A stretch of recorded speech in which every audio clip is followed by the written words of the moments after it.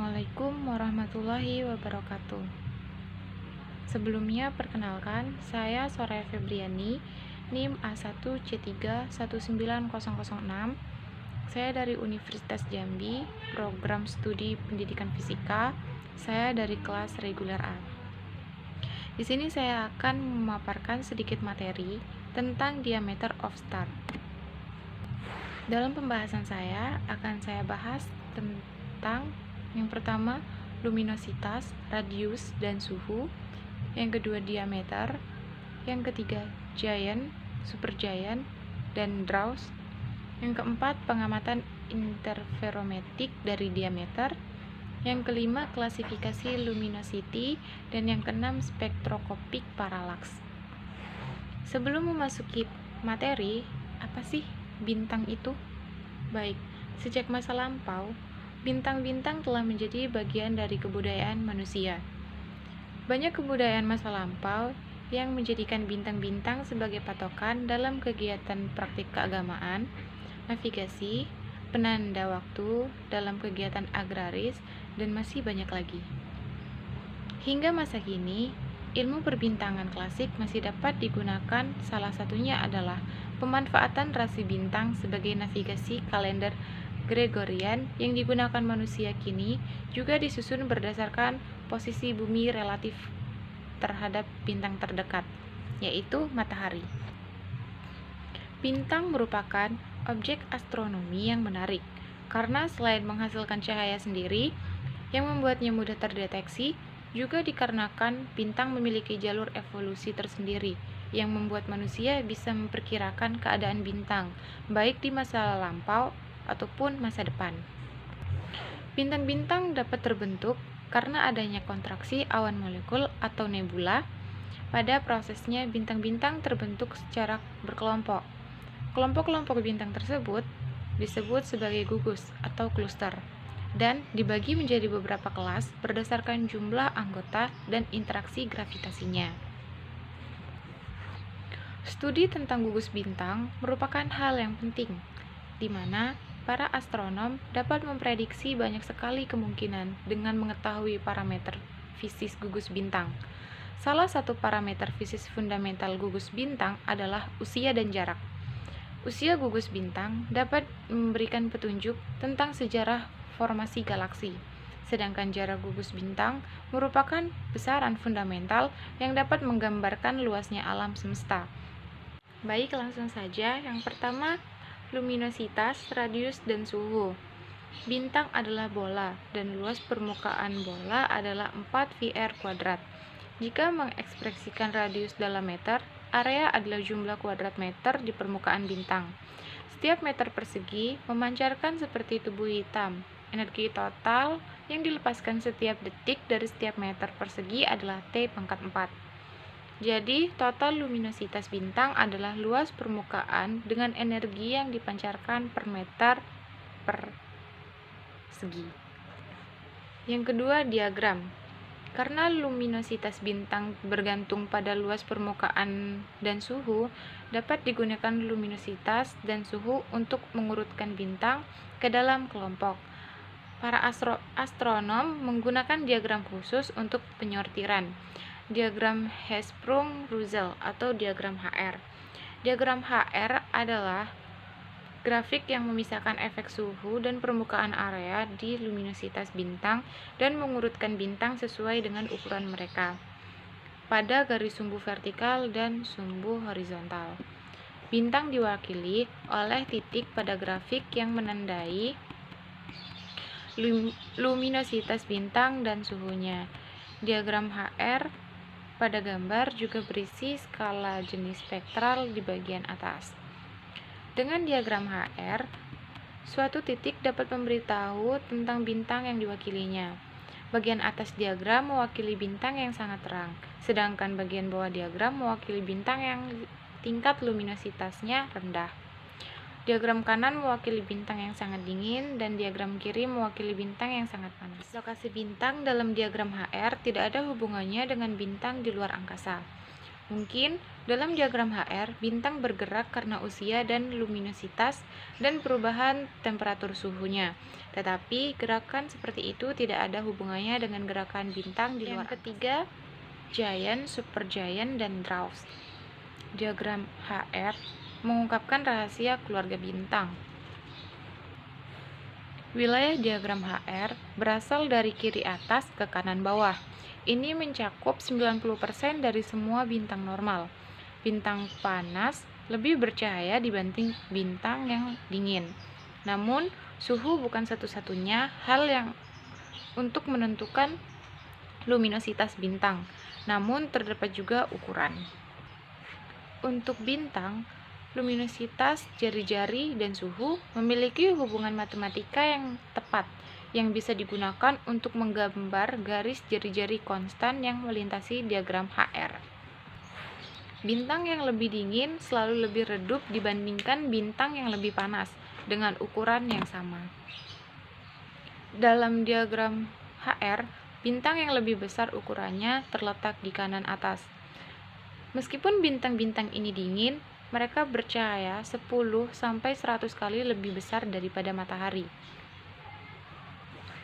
Di bawah bagian diagram HR, urutan utama kata merah tidak hanya kecil, mereka juga dingin, dan itu berarti mereka tidak dapat memancarkan banyak energi. Mereka memiliki luminositas yang sangat rendah. Sebaliknya, kata putih terletak di bagian kiri bawah diagram HR. Meskipun beberapa ada juga yang sangat panas, mereka sangat kecil dan redup. Mereka semua kira-kira seukuran bumi dan tidak bisa memancarkan banyak energi dari area permukaan kecil mereka. Diagram HR menunjukkan bahwa ada rentang yang besar di ukuran bintang. Yang terbesar adalah 100.000 kali lebih besar dari yang terkecil. Distribusi bintang dalam diagram HR menurut ukuran adalah petunjuk bagaimana bintang dilahirkan dan bagaimana mereka mati. Yang keempat, pengamatan interferometrik dari diameter. Cara untuk memeriksa diameter yang diprediksi oleh diagram HR, salah satu caranya adalah dengan menggunakan interferometer seperti Center High Astular Resolution Astronomy di Gunung Wilson. Di sana, 6 teleskop 1 meter menggabungkan cahaya mereka untuk menghasilkan kekuatan penyelesaian dari teleskop virtual 330 meter dalam diameter. Interferometer semacam itu dapat menyelesaikan diameter bintang besar dan terang, serta dekat. Pengamatan dengan interferometer mengkonfirmasi bahwa Supermain bintang sekuens lebih besar dari matahari. Altair atau A7 sekitar 50% lebih besar dari matahari, dan Regulus bintang B7 terang di langit pada malam hari musim semi. Sekitar 4 kali lebih besar dari matahari. Acermar bintang B3 masih lebih besar. Ketiga bintang ini berada dipasangkan oleh putaran cepatnya. Pengamatan interferometrik bintang raksasa dan supergiant seperti Betelgeuse atau M2 menunjukkan bahwa mereka memang sangat besar. Betelgeuse tidaknya 500-800 kali diameter matahari. Sebaliknya, pengamatan berwarna merah memastikan bahwa meskipun mereka cukup kecil, mereka berusia 15-20% lebih besar dari yang diharapkan. Singkatnya, pengamatan interferometrik mengkonfirmasi ukuran sebelum ditentukan oleh diagram HR. Bintang-bintang benar berkisar dari kira-kira ukuran bumi hingga ratusan kali lebih besar dari matahari. Yang kelima, klasifikasi luminosity. Urutan utama bintang-bintang relatif kecil dan padat atmosfer, di mana atom-atom gas sering bertabrakan dan mendistorsi tingkat energi elektron mereka. Itu membuat luas garis dalam spektrum bintang urutan utama. Di sisi lain, bintang raksasa atau yang lebih besar, atmosfernya kurang padat dan atom-atom yang mengganggu satu sama lain relatif kecil. Spektrum bintang raksasa punya lebih sempit garis spektral, dan spektrum supergiant memiliki garis yang sangat sempit. Pembagian ukuran ini berasal dari spektra disebut kelas luminositas, karena ukuran bintang adalah faktor yang mendominasi dalam menentukan luminositas. Luminositas kelas diwakili oleh angka Romawi 1 sampai dengan 5, dengan supergiant lebih lanjut dibagi lagi menjadi tipe 1A dan 1B. Kelas 1A adalah bright supergiant, 1B supergiant, kelas 2 raksasa yang cerah, kelas 3 raksasa, kelas 4 subgiant, dan kelas 5 bintang urutan utama. Yang keenam, spektroskopik paralaks. Astronom dapat mengukur paralaks bintang terdekat, tetapi sebagian besar bintang terlalu jauh untuk dapat diukur secara paralaks. Jarak dari bintang-bintang ini dapat diperkirakan dari spektrum mereka dan besarnya yang tampak dalam suatu proses disebut paralaks spektroskopi. Paralaks spektroskopi adalah bukan ukuran sebenarnya dari paralaks, melainkan cara untuk menemukan jarak ke bintang dari besarnya yang besarnya tampak dan spektrum. Metode paralaks spektroskopi tergantung pada diagram HR. Jika direkam spektrum bintang, maka bisa ditentukan kelas spektralnya, dan itu akan memberitahu lokasi horizontal dalam diagram HR. Dapat juga ditentukan kelas luminositas dengan melihat lebar garis spektralnya, dan itu akan memberitahu lokasi vertikal bintang dalam diagram. Betelgeuse, bintang favorit diklasifikasikan M2-1A.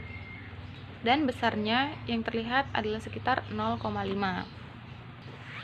Dapat direncanakan bintang ini dalam diagram HR, di mana akan ditemukan bahwa harus memiliki absolut yang besarnya sekitar 7,2.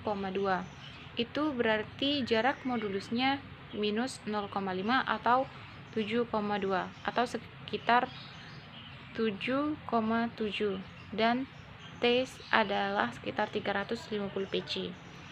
Kelemahan dari satelit Hipparcos menunjukkan bahwa tens ke Betelgeuse adalah 520 Pc. Jadi, perkiraan dari paralaks spektroskopi hanya perkiraan. Kesalahan terbesarnya mengubah jarak dengan faktor 1,6. Itu kesalahan 60%. Jadi, paralaks spektroskopi tidak terlalu akurat, tetapi dapat memberikan perkiraan untuk bintang sehingga paralaks tidak dapat diukur. Bintang luminositas kelas 3 mungkin terletak sedikit di atas atau di bawah garis berlabel 3. Luminosity classification itu tidak terlalu akurat, tetapi ini penting dalam alat astronomi modern. Jika satu bintang lebih masif dari pendampingnya, maka bintang masif itu akan lebih dekat ke pusat kota. Bintang dengan massa yang lebih besar akan melakukan perjalanan orbit yang lebih kecil, sedangkan bintang massa yang lebih kecil akan berputar di orbit yang lebih besar. Rasio massa bintang adalah MA per MB, atau sama dengan RB per RA. Jika suatu bintang memiliki orbit 2 kali lebih besar dari orbit bintang lain, maka itu harus setengah dari SIF. Setelah itu pemaparan materi dari saya. Kurang lebihnya saya mohon maaf. Saya akhiri. Wassalamualaikum warahmatullahi wabarakatuh.